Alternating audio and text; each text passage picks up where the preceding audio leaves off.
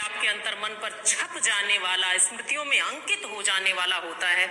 आइए दोनों ही तरीकों से एक बार पुनः पढ़ते हैं, क्योंकि पाठ का विशेष महत्व होता है।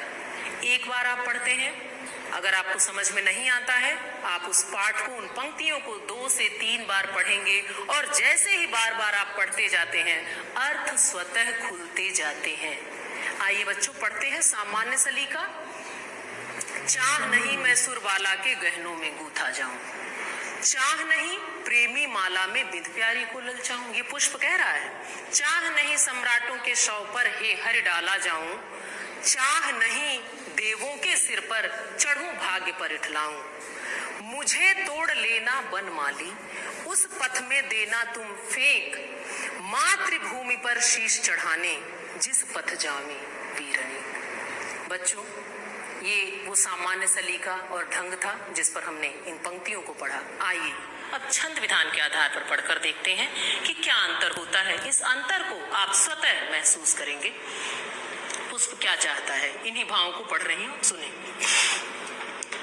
चाह नहीं मैं सुरबाला के गहनों में गूथा जाऊं, चाह नहीं प्रेमी माला में विध प्यारी को ललचाऊं, चाह नहीं सम्राटों के शव पर हे हरि डाला जाऊं, चाह नहीं देवों के सिर पर चढ़ूं भाग्य पर इठलाऊं। मुझे तोड़ लेना बनमाली, मुझे तोड़ लेना बनमाली, उस पथ में देना तुम फेंक, मातृभूमि पर शीश चढ़ाने जिस पथ जावे वीरनी, मातृभूमि पर शीश चढ़ाने जिस पथ जावे वीरनी। बच्चों, आपने दोनों ही ढंग से इन पंक्तियों को सुना। आपने स्वयं एक बड़ा अंतर महसूस किया कि जब मैंने दूसरी बार पढ़ा, यानी छंद विधान के आधार पर पढ़ा, तो पंक्तियां बहुत ही आकर्षक, बहुत ही कर्णप्रिय, रोंगटे खड़े कर देने वाली और मृदुल लगी, आपके मानस पटल पर एक प्रभाव छोड़ने लगी, हृदय को तरंगायित करने लगी। यही प्रभाव पड़ता है सही ढंग से पाठ का। आइए बच्चों, हमने पाठ कर लिया है, अब इसकी व्याख्या करते हैं, इसके विस्तृत अर्थ को जानते हैं और ये जानते हैं कि एक पुष्प क्या कह रहा है। वस्तुतः तो ये भाव कवि हृदय के हैं, जिन्हें भारतीय आत्मा कहा गया है।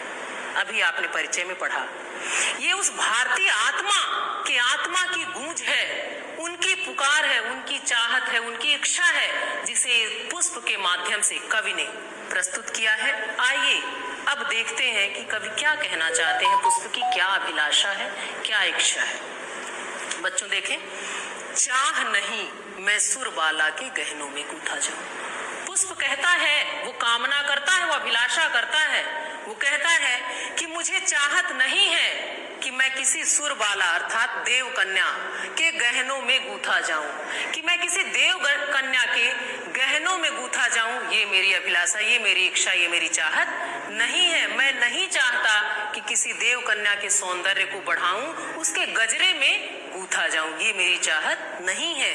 चाह नहीं प्रेमी माला में बिंद प्यारी को ललचाऊं। पुष्प आगे कहता है कि प्रेमी माला में गुथ कर मैं अपने आप को धन्य नहीं मान सकता। मेरी ये चाहत नहीं है कि एक प्रेमी अपनी प्रेमिका को आकर्षित करने के लिए जो एक माला बनाता है, उसमें गुथ कर मैं उसकी प्रेमिका के मन को आकर्षित करूं, ये मेरी चाहत नहीं है। तो पुष्प क्या चाहता है बच्चों? आइए अगली पंक्तियों में देखते हैं कि पुष्प गहनों में भी गूथा जाना नहीं चाहता, वो प्रेमी प्रेमिका के संबंधों में भी नहीं आना चाहता। तो वो क्या चाहता है? चाह नहीं सम्राटों के शव पर हे हरि डाला जाऊं। वो कहता है, हे ईश्वर, हे हरि, मैं ये भी नहीं चाहता कि मैं राजा महाराजाओं के मृत शरीर पर डाला जाऊं। ये भी एक सौभाग्य है कि मैं कहां जाता हूं।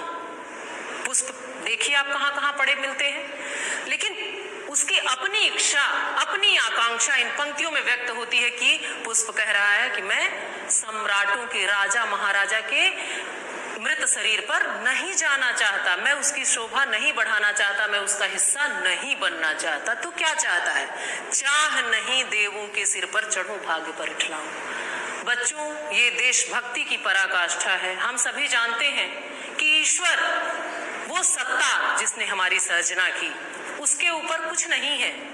लेकिन आप देखें कि एक पुष्प जो अति सुकोमल, जिसके भाव कैसे हैं, कितने श्रेष्ठ, कितने उच्च, वो कहता है कि मैं ये भी नहीं चाहता देवों के सिर पर चढ़ूं और भाग्य पर इठलाऊं, कि मैं उस देवता के, जिसने हमारी सर्जना की, उस देव के सिर पर चढ़ूं और अपने भाग्य पर इतराऊं, अभिमान करूं, ये भी चाहत मेरी नहीं है।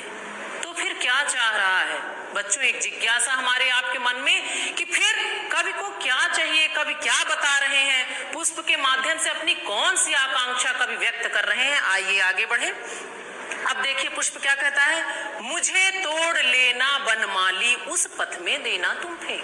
हे वनमाली, हे माली, हे मेरे रखवाले, हे मेरे रक्षक, हे मेरे स्वामी, तुम मुझे तोड़ लेना, मातृभूमि पर शीश चढ़ाने जिस पथ जावे वीरनी। तोड़ना, लेकिन करना क्या? तुम मुझे फेंक देना, लेकिन कहाँ फेंकना, किस जगह फेंक देना? मातृभूमि पर शीश चढ़ाने, उस रास्ते पर, जिस पथ जावे वीरनी, उस रास्ते पर, उस पथ पर तुम मुझे फेंक देना तोड़कर माली, जहां से बहुत से युवक, बहुत से वीर मातृभूमि को अपना सर्वस्व अर्पित करने जा रहे हों, अपना जीवन अर्पित करने जा रहे हों, अपनी सांसें अर्पित करने जा रहे हों, अपनी शीश अर्पित करने जा रहे हों, ऐसी उस श्रेष्ठ धरा पर, उस पृथ्वी के टुकड़े पर, उस हिस्से पर तुम मुझे उस राह पर, उस पथ पर फेंक देना तोड़कर। बच्चों, आइए देखें कि क्या मेरे तो रोंगटे खड़े होने लगे हैं, अगर सुनकर आपके भी खड़े हो रहे हैं तो निसंदेह माखनलाल चतुर्वेदी भारतीय आत्मा है। सच है बच्चों कि एक पुष्प के भाव ऐसे हो सकते हैं। सुकोमल भावों की पराकाष्ठा होता है पुष्प का सृजन। ऐसे ही हृदय भी है, तरह तरह के भाव हैं। तो कवि ने एक पुष्प के माध्यम से अपने हृदयस्थ भावों को व्यक्त किया है।